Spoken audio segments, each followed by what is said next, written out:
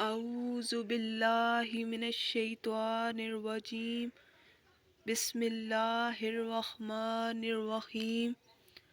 اللہ تعالیٰ سورۃ قصر آیت 4 میں فرماتے ہیں، یقیناً فرعون نے زمین میں سرکشی کر رکھی تھی اور وہاں کے لوگوں کو گروہ گروہ بنا رکھا تھا اور ان کے ایک فرقے کو کمزور کر رکھا تھا اور ان کے لڑکوں کو تو ذبح کر ڈالتا تھا اور ان کی لڑکیوں کو زندہ چھوڑ دیتا تھا۔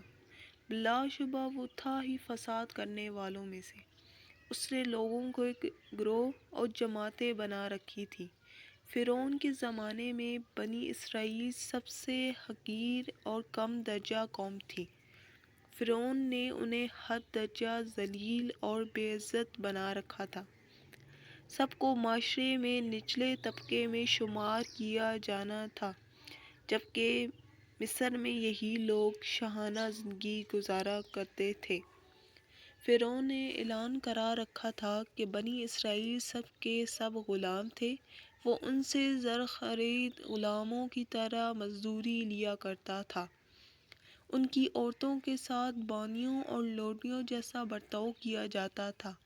وہ جو چاہتا تھا ان سے کرتا تھا۔ اس نے یہ حکم اپنی رعایا میں عام دے رکھا تھا۔ مصر کے باشندے اعلیٰ درجے کے لوگ سمجھے جاتے تھے۔ وہ قبطی کہلاتے تھے۔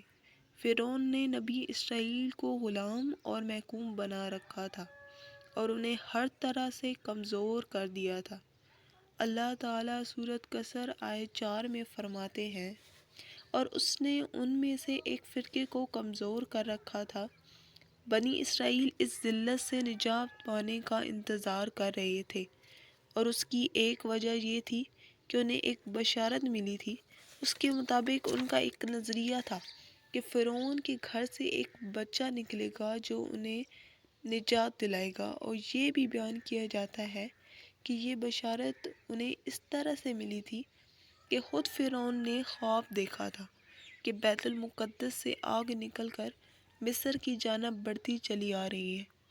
وہ آگ مصر میں موجود تمام لوگوں کو جلائے ڈالتی ہے، مگر اس آگ سے بنی اسرائیل کے گھر محفوظ رہتے ہیں۔ فرعون نے اس خواب کی تعبیر کائنوں سے پوچھی۔ وہ کائن اس کے نزدیک عالم تھے۔ انہوں نے خواب کی تعبیر یہ بتائی کہ بنی اسرائیل میں ایک بچہ ایسا پیدا ہونے والا ہے جس کی وجہ سے مصریوں کی حالت ہوگی۔ یہ تعبیر سن کر فرعون ڈر گیا۔ تب اس نے ایک خوفناک حکم جاری کیا، بنی اسرائیل میں جو بچہ پیدا ہو اسے قتل کر دیا جائے۔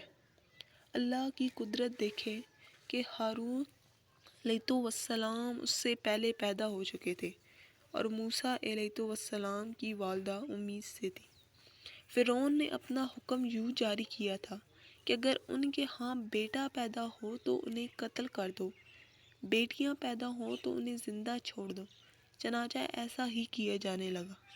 ہر نومولود بچے کو قتل کیا جائے گا، بچیوں کو چھوڑ دیا جانے لگا۔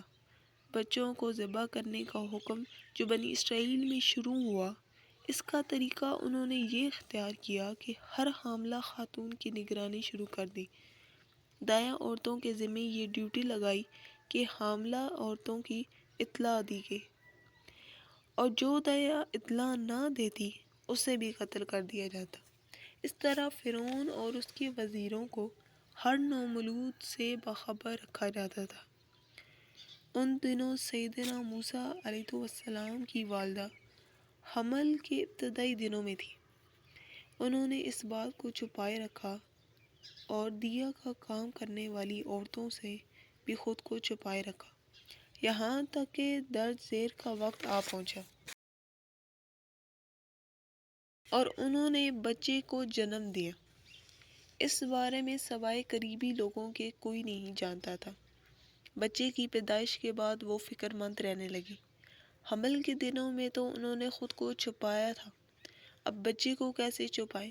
پھر بھی اپنی پوری کوشش کرتی نہیں، یہاں تک کہ ان کے پاس اللہ کا حکم آ گیا۔ یہ حکم اللہ نے ان کے دل میں ڈالا تھا، یعنی القاء کیا تھا۔ یہ وحی نہیں تھی جو کہ پیغمبروں پر آتی ہے۔ سورت کا سر آیت 7 میں ہے، اور ہم نے موسیٰ کی ماں کو وحی کی کہ اسے دودھ پلاتی رہیں، اور جب تمہیں اس کی نسبت کو خوف معلوم ہو تو اسے دریا میں بہا دینا، اور کوئی ڈر خوف رحم غم نہ کرنا، ہم یقیناً اسے تیری طرف لوٹانے والے ہیں اور اسے اپنے پیغمبروں میں بنانے والے ہیں۔ مطلب یہ تھا کہ جب تحقیق شروع ہو یا خطرات بڑھ جائیں تو اسے دریا میں ڈال دیں۔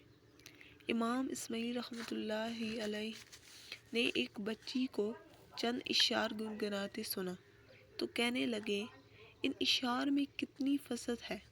اس بچی نے ان کی بات سن کر کہا، اللہ تعالیٰ کے اس فرمان کے بعد کوئی فساد باقی نہیں رہ گئی، اور پھر واقعی ہی کی تلاش شروع ہو گئی۔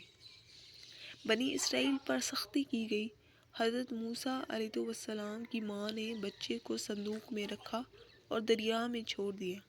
ساتھ میں موسیٰ علیہ السلام کی بہن سے کہا، تو بھی اس کے پیچھے پیچھے چلتی جا۔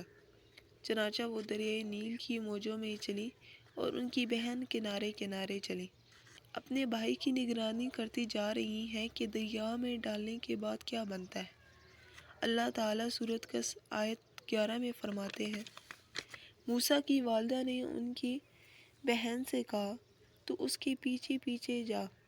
وہ اسے دور ہی دور سے دیکھتی رہی اور فرعونیوں کو اس کا علم بھی نہ ہوا۔ صندوق تیرتا ہوا فرعون کے محل کے قریب آ گیا۔ محلات دریائے نیل کے کنارے تھا۔ اللہ تعالیٰ سورۃ قصص میں فرماتے ہیں، آخر فرعون کے آدمیوں نے صندوق اٹھا لیا۔ آخرکار یہی بچہ ان کا دشمن ہوا اور ان کے رنج کا باعث بنا۔ اب وہ اس کی بھلائی چاہ رہے ہیں۔ وہی فرعونیوں کے لیے وہاں جان بننے والا تھا۔ اللہ سورۃ قصص آیت 8 میں فرماتے ہیں، کوئی شک نہیں فرعون، حامان اور ان کے لشکر ہی تھے۔ خطا کار فرعون کی بیوی نے فوراً پہچان لیا کہ یہ بچہ بنی اسرائیل میں ہے۔ چنانچہ اس نے کہا، یہ تو تیری اور میری آنکھوں کی ٹھنڈک ہے، اسے قتل نہ کرو، اور ممکن ہے یہ ہمیں فائدہ پہنچائے یا ہم اسے اپنا بیٹا ہی بنا لیں۔ اور یہ لوگ شور ہی نہیں رکھتے تھے۔ مطلب یہ کہ اس پورے معاملے میں اللہ تعالیٰ کی تقدیر سے انہیں آگاہی نہیں تھی۔ اس پر فرعون نے کہا، یہ صرف تیری آنکھوں کی ٹھنڈک ہے، میری نہیں۔ میں نہیں چاہتا بنی اسرائیل کا کوئی بھی بچہ میری نگرانی میں پلے، لہٰذا یہ صرف تیری ہی آنکھوں کی ٹھنڈک ہے۔ ابن عباس رضی اللہ عنہ فرماتے ہیں کہ اگر فرعون یہ بات کہہ دیتا کہ یہ میری بھی آنکھوں کی ٹھنڈک ہے تو اللہ تعالیٰ اسے ہدایت دے دیتا، لیکن اس نے صرف یوں کہا کہ یہ تیری آنکھوں کی ٹھنڈک ہے، میری نہیں، اور پھر ہوا بھی یہی۔ موسیٰ علیہ السلام آسیہ کی آنکھوں کی ٹھنڈک بن گئے، فرعون کی آنکھوں کی ٹھنڈک نہ بنے۔